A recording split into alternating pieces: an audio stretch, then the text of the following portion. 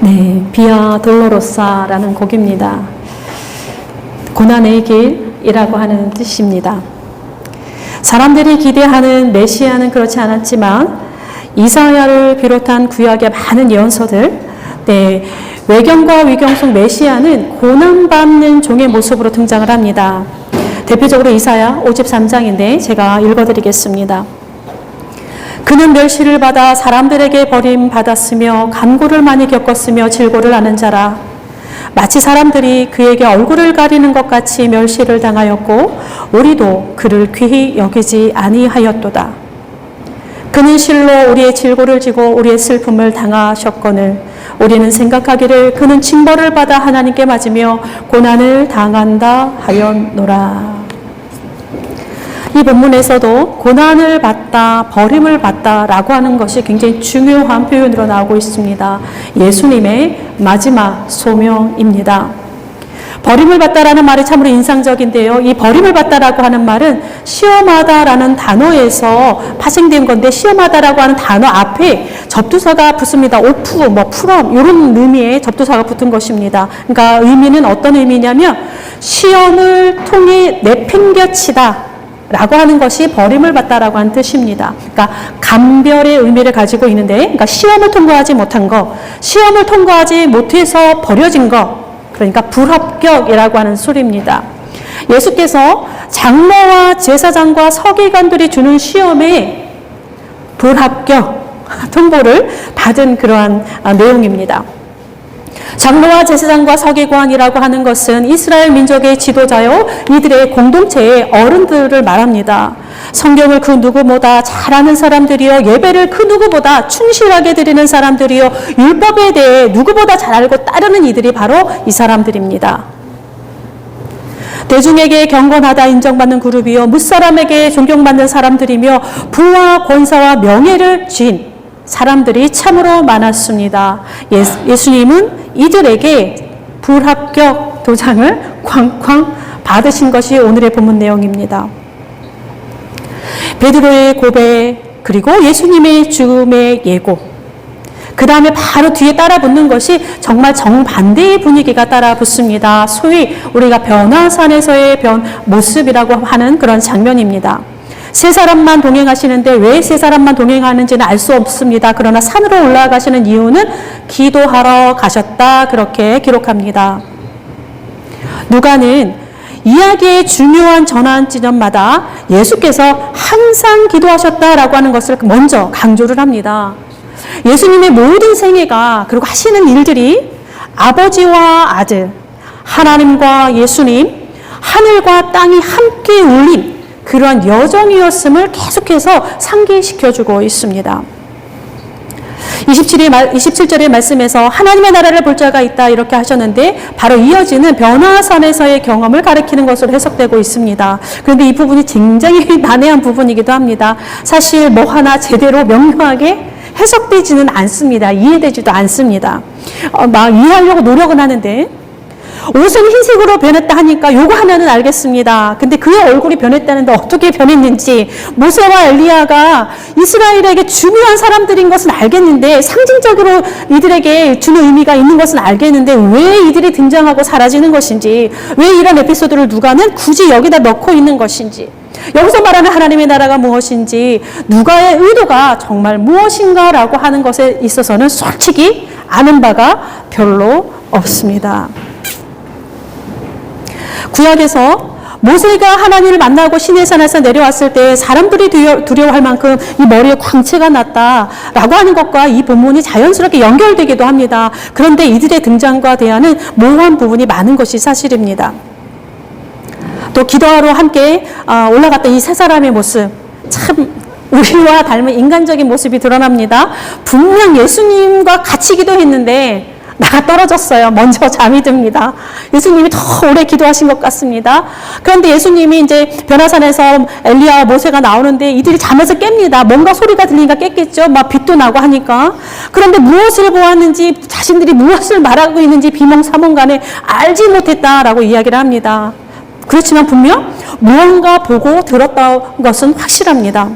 이거 나중에 부활 후에 이들이 이제 깨닫게 되는데, 여기에서 이 세 세대와, 그러니까 예수님과 엘리와 모세의 대화가 예수님께서 예루살렘에서 별세하실 것을 말씀하셨다 이렇게 기록되어 있는데 예수님의 죽음을 암시하는 것입니다. 그런데 이 단어 별세하다라고 한 단어는 사실 내용을 꽉 채우다라고 하는 단어가 사용되었습니다. 그러니까 죽다라고 하는 단어가 사용되진 않았어요. 그러니까 하나님의 요구를 이행하는 일, 예수님께서 감당해야 되는 어떤 분량을 꽉 채우다라고 하는 것을 뜻하고 있습니다. 그러니까 충만하다라고 한 단어가 사용되었습니다. 그러니까 예수님께서 충만하게 완성하실 그 무엇을 이야기를 나누신 것입니다. 결국 이것이 예수님의 죽음을 뜻하지만 단순히 육체적인 죽음만을 뜻하는 것은 아닙니다. 그의 죽음으로 인해서 충만하게 되는 그것, 그의 죽음으로 인해서 채워지는 어떤 분량, 그의 죽음으로 인해서 완성되어지는 그 무엇을 가리키고 있습니다. 그러나 그 자리에 있던 세 제자는 아직 그 의미를 모른다 이렇게 기록합니다. 그리고 이어서 구름 속에서 소리가 납니다. 이는 나의 아들 곧 택함을 받은 자니 너희는 그의 말을 들으라. 요거랑 비슷한 장면이 떠오르지 않습니까? 요단강에서 세례를 받으신 후에 그리고 예수께서 기도하실 때 하늘이 열리며 성령이 비둘기같이 임하고 하늘로부터 소리가 났다 했습니다. 너는 내 사랑하는 아들이라 내가 너를 기뻐하노라. 요 단어, 요 문장과 만나고 있습니다. 공생애를 시작하는 그때처럼 이제는 공생의 마지막을 향해 가는 지금 하늘은 예수께서 하나님의 아들인 것을 다시 공인하고 있습니다. 세례 시에는 아버지가 아들에게 주는 메시지였습니다. 너는 이라고 하는 걸 썼습니다. 근데 지금 변화선에서는 그는, 그러니까 제자들에게 주는 세상에 공인하는 그러한 메시지가 지금 하늘에서 울리고 있습니다. 베드로의 신앙 고백과 예수의 고난이 나오고 그리고 변화선에서의 변화와 하늘의 메시지, 이 커다란 두 단락이 모두 소수의 사람들과 사실은 연결되어 있습니다. 제자들이라고 하는 그들과 특별한 모습으로 긴밀하게 연결되어 있는데 예수의 정체성에 관한 질문에 있어서도 너희와 무리 이렇게 구분되고 또 베드로의 고백을 침묵으로 명하셨으며 변화산에서의 일은 심지어 그 강렬한 경험 때문인지는 몰라도 제자들 스스로 아무에게도 말하지 못했다 했습니다. 그러니까 예수님이 누구인지 그리고 예수님의 고난과 죽음과 부활 그리고 변화산에서의 경험은 지금 숨겨진 채로 지금 우리에게 들려지고 있습니다. 근데 그 단락 사이에 조금 결이 다른, 조금 투박하게 연결되어지는 구절들이 숨겨져 있습니다. 그러니까 제자들을 포함해서 당신을 따르는 모든 사람들을 향한 메시지가 그 사이에 쏙 삽입되어 있습니다. 22절에 이르시되, 23절에 또 무리에게 이르시되, 이제 요 다음에 이어지는 것이 우리가 한 주간 씨름하고자 하는 내용입니다. 여기서 이제 23절의 무리라고 하는 단어는 18절 너희와 대조되는 무리와는 다른 단어입니다. 18절의 무리는 군중을 의미합니다. 근데 23절의 무리는 모든 사람에게 라고 하는 단어입니다. 다릅니다. 그러니까 22절부터 23절 이어지는 그 아래 내용들 또 무리에게 이르시되 라고 하는 것은 모든 사람에게 이르시되, 그러니까 앞선 내용과 뒤의 내용은 사실 특별한 제자들과 관계된 나중에 후에 밝혀지는 내용들인데 그 사이의 내용만큼은 모든 사람에게 라고 하는 표현이 써 있습니다. 거기서 뭐라고 해야 되냐면 나를 따라오려거든 하면서 거기에 관련된 내용들이 쭉쭉쭉쭉 이어집니다. 나를 따라오다. 이 나를 따라오다라고 하는 구절에는 원하다라고 하는 단어가 들어 있습니다. 그러니까 나를 따르기를 원하거든 하면 조금 더 헬라어 원문에 가까운 내용이라 볼 수 있습니다. 나를 따르기를 원하거든. 단순한 감정의 차원이 아니라 사람의 뜻과 의지가 담긴 표현입니다. 자, 신앙이라고 하는 것은 감정적인 차원에 머무르는 것이 아니라 뜻과 의지가 담긴 영역이라고 하는 것, 다시 한번 여기서 우리가 확인하게 됩니다. 그렇게 나를, 그러니까 마음과 뜻과 정성, 마음과 의지를 담아서 나를 따르기를 원하거든. 그 다음이 조금 심란합니다. 자기를 부인하고 날마다 자기 십자가를 지라. 이스라엘이 기대했던 메시아가 달랐던 것처럼 사실 우리가 예수를 따르는 목적과 조금 달라 보입니다.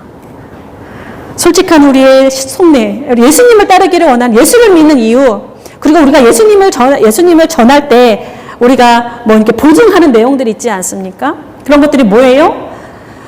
꽃길만 걷고 싶고 세상의 고난은 나에게서 싹 지나가 버리고 모든 일은 만사 형통하여 무사람의 부러움을 한 몸에 받을 것을 기대하고, 이 복이라고 하는 것은 사실 현세 물질적인 번영과 성공에 달라붙어 있는 복입니다. 사실 이것과 우리가 원하는 것이 크게 다르지 않습니다. 그것을 잘 포장할 뿐입니다. 그러니 오늘 말씀에 견주해 보면 심란해지지 않겠습니까? 저만 심란합니까? 네, 여기에 또 부인하다라는 말이 있어요. 자기를 부인하고 어떤 질문에 대해서 아니요 라고 대답하는 것을 말합니다. 어떤 요구나 주장을 거부하는 일입니다. 그러니까 자기를 부인하는 것은 나의 요구와 주장, 나에 대해서 아니요 라고 말하는 일이라는 것입니다. 근데 여기서 주의할 것이 있습니다. 우리 자신의 모든 것을 거부하고 자아를 소멸시키는 것과는 다릅니다. 간혹 영성이라고 하는 이유로 이런 것을 요구하는 경우가 종종 발견이 됩니다. 만약에 그렇다라고 한다면 그것은 거짓 복음입니다. 그렇지 않습니다. 성경은 참된 영성이라고 하는 것은 우리 자신을 거부하는 것이 아니라 있는 모습 그대로 수용하면서 하나님의 형상이 담긴 그 자아로 회복하는 것, 그것이 영성입니다. 그런데 여기서 자아를 부인한다는 것은 무엇이냐? 탐욕과 욕망에 얽힌 우리의 죄로 인하여 일그러진 우리 자아, 그 자아의 요구와 주장에 대해서 아니요 라고 말해주는 것입니다. 누가? 내가 나에게.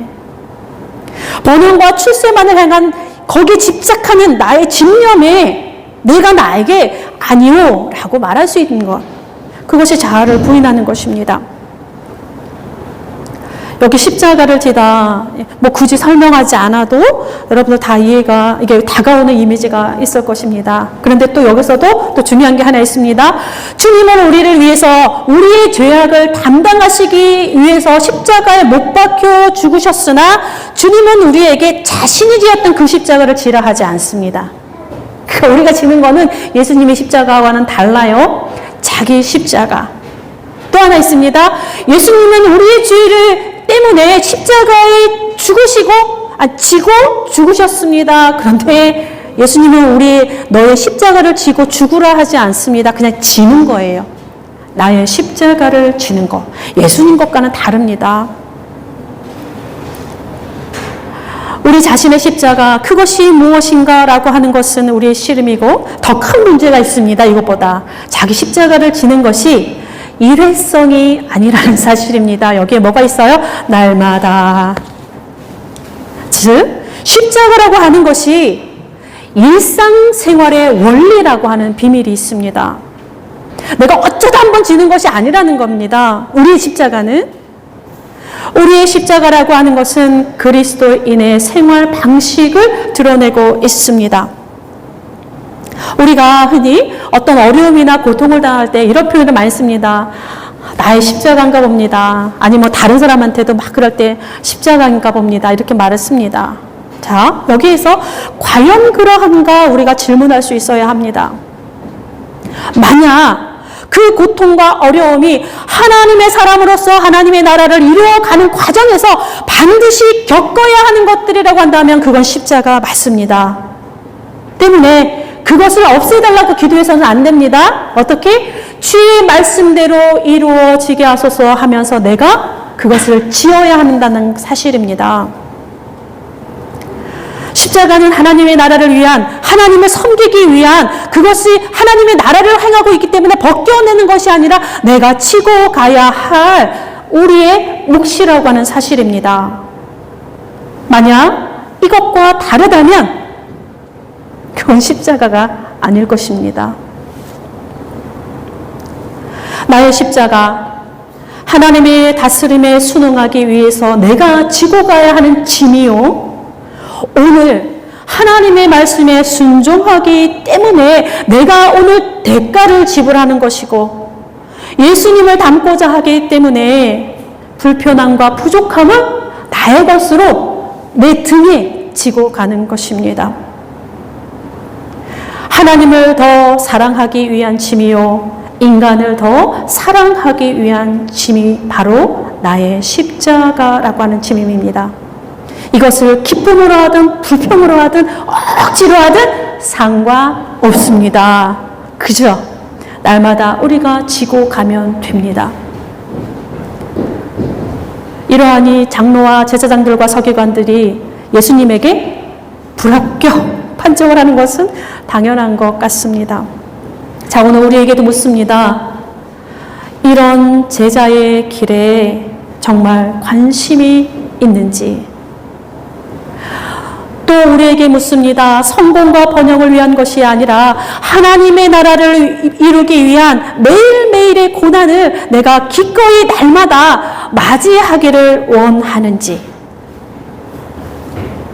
하나님이 기뻐하시는 더 나은 세상을 위해 나의 욕심과 탐욕과 이기심에 내가 나에게 아니오라고 할 수 있는지. 복음을 위해, 생명을 위해, 사랑을 위해 내 소유를 허비하는 그 대가를 치르고자 하는지.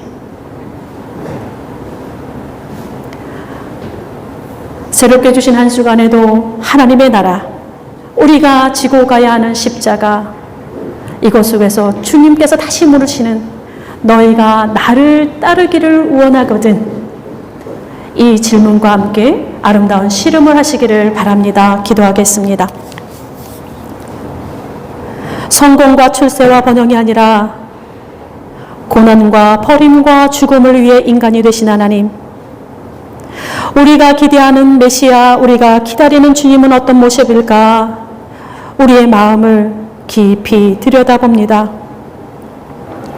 주님의 마음을 더 알기를 원하고 주님의 생각에 더 가까이 가기를 원합니다. 주님을 따르는 삶에 대한 불안을 우리가 소멸시킬 수 있도록 도와주시고, 우리가 날마다 지고 가야 할 나의 십자가를 분별하며 사랑하게 하옵소서. 조금 더 맑게, 조금 더 깊게, 조금 더 충만하게 살기를 원합니다. 하나 더 비우고 하나 더 내려놓고 하나 더 나누는 삶이 되게 하여 주옵소서. 비틀어진 이념과 왜곡된 신념으로 엉망진창이 된 이 나라를 불쌍히 여겨주시며 새롭게 하여 주시기를 간절히 원합니다. 이 세대의 지성을 깨우시고 이 세대의 이성을 각성하게 하셔서 하나님 앞에서 옳음을 선택하는 그리스도인들이 일어나 자기의 할 바를 잘 감당하게 하옵소서. 전쟁과 가난의 밑에서 절망하며 뜨거운 눈물을 흘리는 사람들을 구원하여 주시고, 우리의 일상의 작은 가지 하나하나가 이 땅의 고통 가운데 오시는 하나님의 선한 길이 되게 하옵소서. 우리 모두를 위해 자신을 모두 내어주신 예수 그리스도의 이름으로 기도드립니다. 아멘.